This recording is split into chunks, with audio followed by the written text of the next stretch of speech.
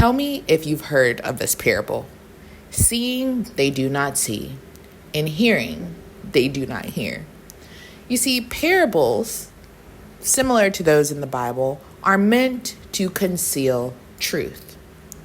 One of the reasons that Jesus told parables, or he wanted to hide the wisdom of the kingdom of heaven inside these little stories for those individuals who he knew it would not make sense.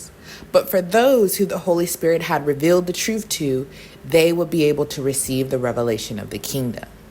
So we know that parables, one, are designed to conceal a truth. And sometimes they're wrapped in exaggeration, contradiction, and absurdity. That is the first idea I had when I watched Paprika this past weekend.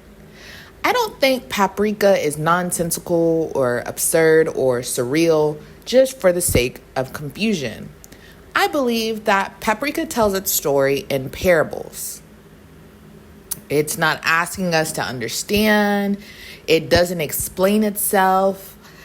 If you watch Paprika intentionally, I believe that you have to watch it with a level of discernment. What are we talking about? Why is this individual rambling? And what is the general sense of Paprika? What are we trying to get across? So while watching this movie, I decided to decode Paprika through a series of parables and just try to see if I could tease out the actual meaning of something that is already confusing. So let's get into the video.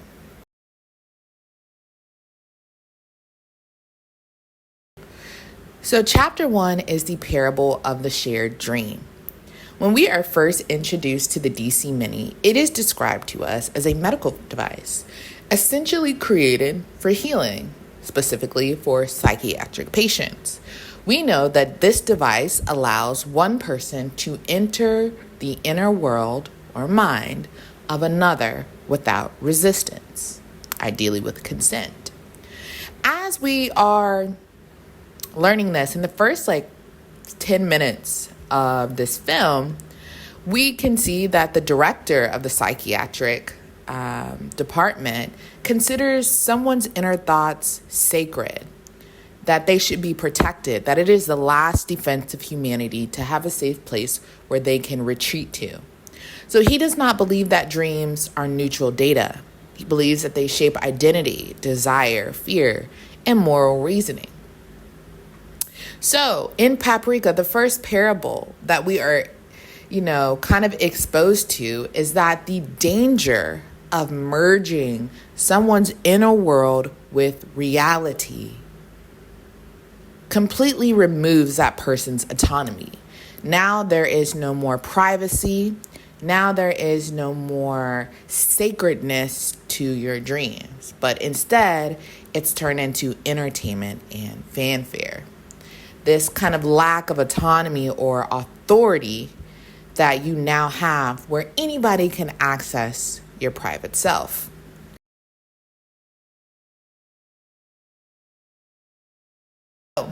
In chapter 2, I called this the parable of the falling man. Now we see Dr. Shima break out into this most random, incoherent tirade. He's repeating himself, he's panicking, he's jumping, he's twirling around, right? But here, Shima is not insane, more like a victim of somebody inserting themselves into one of his dreams. Now, Shima, he is a man whose identity was built on responsibility, and he used to be a detective. As a detective, he believed that failure demands consequence. Sheba at one point was not able to save a young woman during an investigation, and he continued to carry that guilt with him. So the second part of his incoherent rambling showed that guilt must be answered for. And finally, the third point, that justice is personal. waking life offers no ritual or removal of that guilt. It haunts him. So the dream that he has provides an escape. A man who cannot forgive himself will dream himself into punishment, basically. And Shima doesn't jump from that window because of realizing his failures and that he's so overcome with grief. He jumps because in his dream, he has probably delivered this woman. He is on the glory train. He is like jumping for joy. Okay? And the outward reality of that, of him jumping, is that he falls to his almost death. Okay? But that dream being inserted into his mind removed all social restraint and reveals the verdict that he had already passed on himself, which is judgment. Okay? So, some truths that were revealed from Shima's dream. Shima is ruled by unresolved responsibility. Okay? And in the world of Paprika, dreams act as a moral accelerant. Okay? A moral accelerant. They make things happen quicker. And also, what we learn about Shima's world and our world is that guilt unacknowledged becomes a self-sentencing. You will always find a way to punish yourself if you are never relieved from that guilt.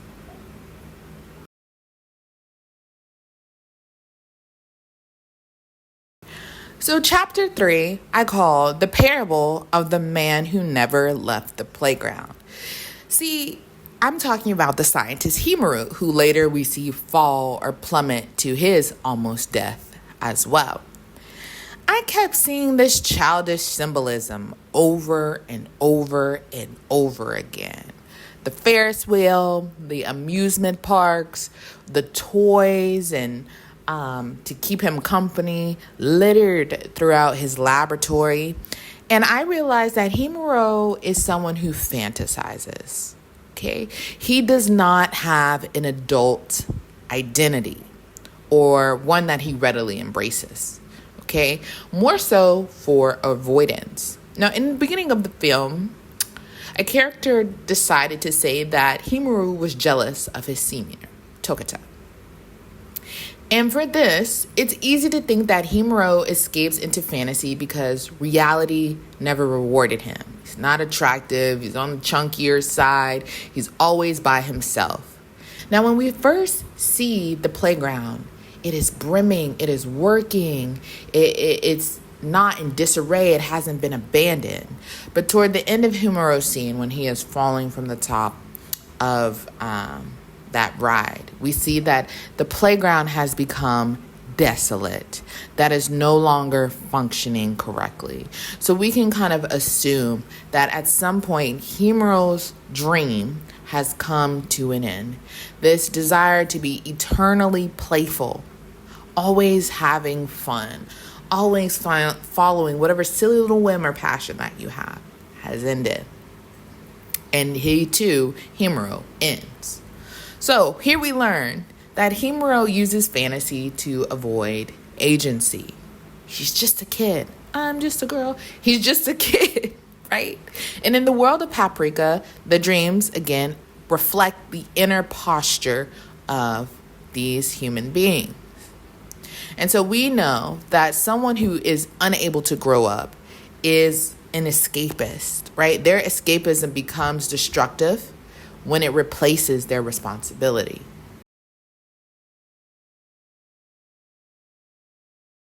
I was always confused about the parade. It doesn't persuade, it doesn't stop. It seems like the attendants of the parade are always happy, always walking. But the chants, too. Okay? So the thoughts are rhythms. They are multiple identities, but they are all mindless.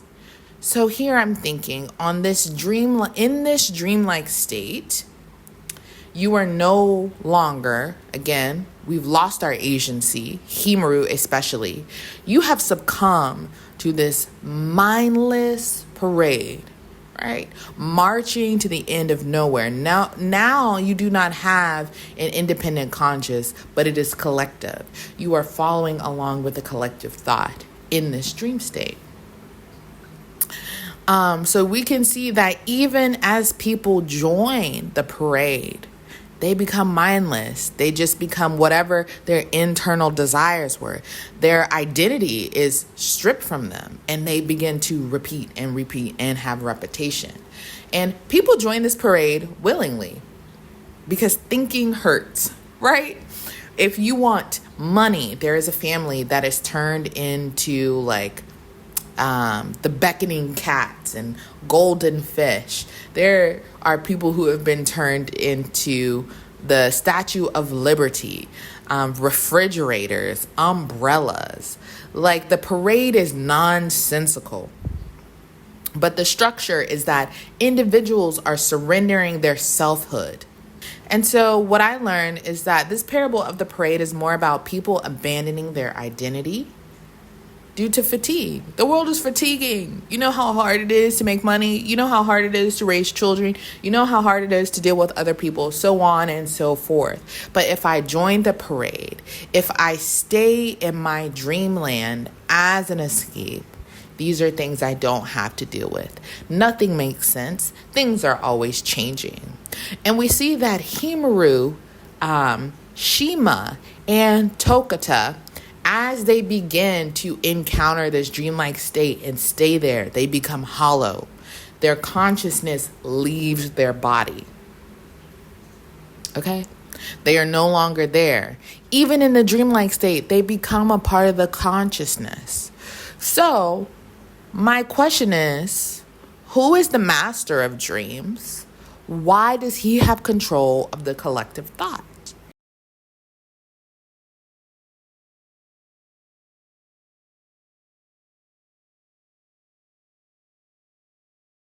So Chairman Inua, right, where we get the parable of the DC Mini, he's the one who states that dreams are the last boundary that humans have. Inua's dream is to walk freely, is to be free of all discrepancies and diseases.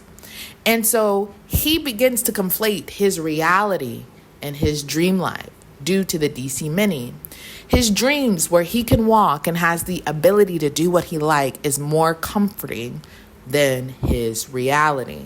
Okay? In dreams, he can. In life, he cannot. Or he is limited. So, Chairman Inua desires to be unlimited. Right? That's what his dream reveals. But his dream is so large that it begins to invade the other's dreams. Remember that the DC Mini allows one's dreams to be placed inside someone else. So Chairman Inua does not just want to be free to do what he has desired to do. He desires to dominate. That his dream world is so expansive because he lives here that it has the ability to engulf or overshadow others' dreams. So here the parade becomes like twofold. People, a collective mindless consciousness being wrapped into the oversized dream of a man who desires to change reality itself. He desires to be limitless, right? And someone who dreams of being limitless or of being a god, right, desires to control and dominate the dreams and the will of others.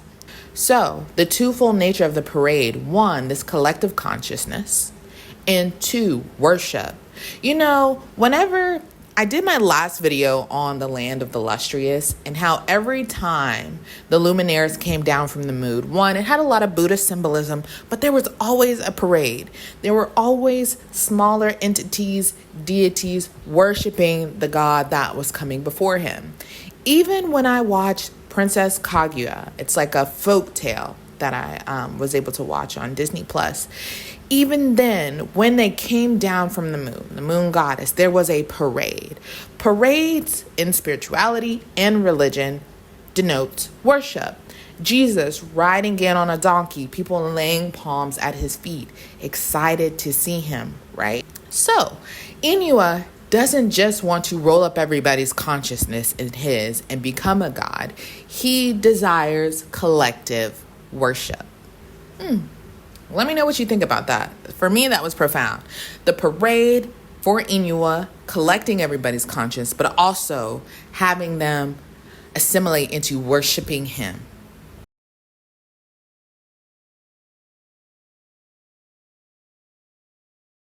The parable of the end. Now, one thing I had to do and look up and ask ChatGPT and read some articles was explain the ending of Paprika to me. Because Paprika says these things: man, woman, light, darkness, people in the day, people in the night. Like, what are we doing here? Okay. And I think Paprika was the antidote to Chairman Inua. Again, Chairman Inua desired a life without limits. In his dream world, there was no limitation. He was his own god. But Paprika, she signifies freedom under control. She is a part of our main character, but she is not separate from her. And so while Chairman Inua was limitless, Paprika became a limiter. She became the container. She became the thing that was able to limit a limitless individual, right? Kind of like the yin and the yang.